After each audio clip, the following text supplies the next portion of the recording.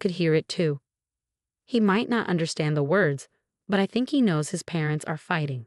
Trying to control my emotions, I asked Martin, "What kind of cake would you like?" He perked up and said, "Mom, I want a cake with lots of fruits."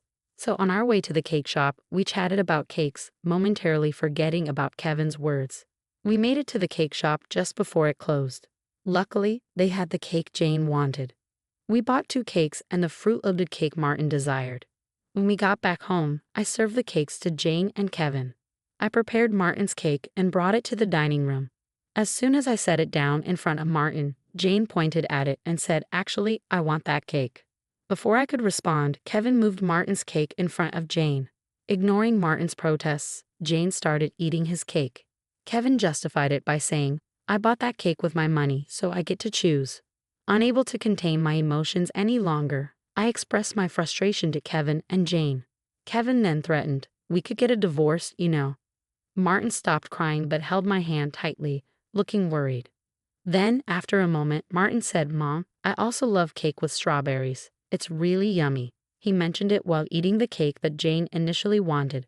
I feel like I'm putting Martin through too much. 3 adults, myself included, shouldn't be subjecting a 4-year-old child to this. When I saw Jane reaching for Martin's cake, I swiftly moved his plate away. Martin happily followed me to another room, saying, "Yummy, let's go over here." Probably Kevin noticed Jane's attempt too. He apologized to her, saying, "Sorry for being so tight-fisted." I wanted to respond, but I held back, not wanting to expose Martin to the word divorce. Seeing Martin innocently enjoying his cake is heartwarming. After he finished, ignoring Kevin and Jane, we decided to have a late bath and sleep in Martin's bed. The next morning, I woke up to find Jane had already left. I was about to wake up Kevin and Martin and make breakfast when I heard Martin crying. I rushed to him to find his piggy bank, a gift from my father, broken, and all his saved money gone. It was Martin's nightly ritual to bid good night to his piggy bank before going to sleep. Last night was no exception. He said good night to it and cuddled up with me. At that time, only Kevin and Jane were in the living room. I asked Kevin about the piggy bank. He responded casually, saying that Jane needed some money, so she took it from Martin's piggy bank. Martin was still crying as I held him close. His pain was so palpable that it brought tears to my eyes. It was agonizing to see Kevin prioritize and cater to his sister Jane over our son Martin. Anger and sadness flooded over me simultaneously. "Why are you making a morning so miserable?" Kevin retorted. "Don't you think you did something wrong? Martin is crying so much." For the first time since we got married, I let my anger out towards him. I had always avoided arguing in front of Martin, but I couldn't stay silent seeing him so hurt. Kevin looked at me intensely, then went to the bedroom without saying a word, returning with something in his hand. To my shock, Kevin handed me divorce papers, something I didn't even know he had stashed away. "If you're not happy with me, then let's get a divorce," he declared, thrusting the papers at me before storming out of the house with a loud slam of the door. Martin, who had never shed tears over the issues with Kevin and Jane, seemed to have reached his breaking point. He had been crying since last night, and it broke my heart to see him in such pain. "Hey Martin, how about we skip daycare today?" I suggested, hoping to bring him some comfort. He eagerly agreed with a loud yes, flashing me a faint smile. As Martin brought a picture book from the shelf and settled onto my lap, he looked up at me with joy and asked, "Today Mama is the teacher at daycare, right?" His innocence was like a ray of sunshine. I couldn't help but marvel at his resilience. Today, I decided that we would spend the day playing and cherishing each moment together to fill his heart with happiness. I might be causing some inconvenience at work, but when I explained the situation, they kindly granted me a day off, advising me to spend quality time with Martin. In the morning, we headed to the park, played games like hide and seek, and had a blast on the swings and slides. Upon returning home for lunch, Martin seemed tired and soon dozed off on my lap, just like he used to when he was a baby. Normally, I would use this time to catch up on chores. But today felt different, so I decided to cherish the moment and enjoy watching him sleep peacefully. As I started to drift off myself, I was startled by a noise from the front door. It was too early for Kevin to be back, so I felt uneasy. Quickly, I scooped up Martin, and grabbing only my bag with essentials, I hurriedly hid with him in the bedroom closet. I froze as I sensed someone entering the house, holding my breath as I heard a familiar voice. The person seemed to be searching for something, muttering, "I can't find it." Where did the wife hide it?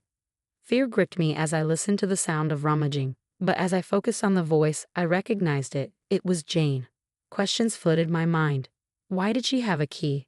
What was she searching for? I cautiously cracked open the closet door to see what she was up to. She was rifling through drawers and cabinets, then let out a frustrated sigh before making a phone call. "I searched where you said, but it's not there." "Yeah, I checked there too. If it's not there, it's a waste of time." "Okay, got it. Heading home now," she said, mentioning Kevin's name. Kevin? I wondered what they were searching for. I heard the front door lock, and when it was safe, I put Martin to bed and pondered the strange events. I was certain Kevin was involved in whatever they were looking for. If they were searching for something unknown, could it be one of my possessions? Despite their earlier conversation, I couldn't decipher why Jane had suddenly appeared at our house. Kevin felt like a stranger to me, and I was overcome with a mix of disgust and fear towards him. Hastily, I packed the essentials for Martin and myself. By the time Martin woke from his nap, I was ready to leave. "Martin, let's go to Grandpa's house," I said, and we made our way to the station, catching a train to my parents' home. Thankfully, it was just 2 stops away, so we arrived swiftly. Since I hadn't informed them beforehand, my parents were surprised, but they sensed something was wrong and welcomed us without prying. Their dog, a favorite of Martin's, greeted him eagerly, and they began playing together. Watching them, I felt a sense of relief and proceeded to recount everything that had happened with Kevin and Jane. "Perhaps Jane was searching for your bank cards," my mother suggested. It made sense. Before getting married, I had founded a successful online shop for handmade goods with friends. As the CEO of the handmade industry, I gained recognition, but when the shop flourished, I decided to focus on raising my child. I've entrusted my company to trusted friends while I focus on raising my child. I work part-time and handle most tasks from home. Though I'm still the CEO, Kevin is unaware of this. He knows about my previous role and likely suspects I have savings. I've informed him that I receive assistance from the company but left out the CEO details, letting him assume I stepped down. I haven't disclosed the full extent of my CEO position or savings to Kevin for a reason. Shortly after our marriage, I discovered his poor money management skills. He spends everything he earns. He allocates only $200 monthly for food expenses and suggested I quit my job to be a full-time housewife, an idea I never agreed to, given the financial strain of such a small allowance. After some persuasion, he reluctantly agreed to let me work part-time at my current company. To ensure I wouldn't consider divorce, he even had me sign a post-marital property waiver with a lawyer. Since Martin's birth, I've been allotted only $200 for food expenses. Consequently, I've been using my savings to cover Martin's nursery fees and clothing expenses. I've refrained from asking Kevin for money beyond the food budget, leading him to assume I have substantial savings. Jane appears to be in dire need of money, and with Kevin's belief in my savings, they may be searching for my cash cards. It all makes sense now. I maintain a separate savings account dedicated to slowly accumulating funds for Martin's future. A portion of my salary is automatically deposited into this account each month. Given their financial circumstances, it's highly likely they are seeking my cash cards. No matter how hard Jane or Kevin search, they won't find my valuables because I always keep them close, including my cash cards.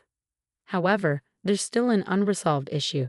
Jane might be entering our house even when we're not there, possibly with Kevin's knowledge. Following my father's advice, I decided to store my valuables in my parents' safe. Why are they so desperate for money? As I pondered this question, Martin tearfully approached my father, explaining that his piggy bank had been broken, and he couldn't keep his promise to save up. My father's face flushed with anger upon hearing Martin's story. "I'll call Kevin and talk to him," my mother suggested. While chiding my father, "Let's find out their motives." She reasoned that since Kevin had mentioned divorce, he might try to blame us and make the divorce more favorable for himself. Therefore, it's essential to calmly uncover their motives now to prevent them from escaping with excuses later on. I decided to secretly record their conversation to uncover their motives. My parents suggested consulting a lawyer who was a longtime family friend.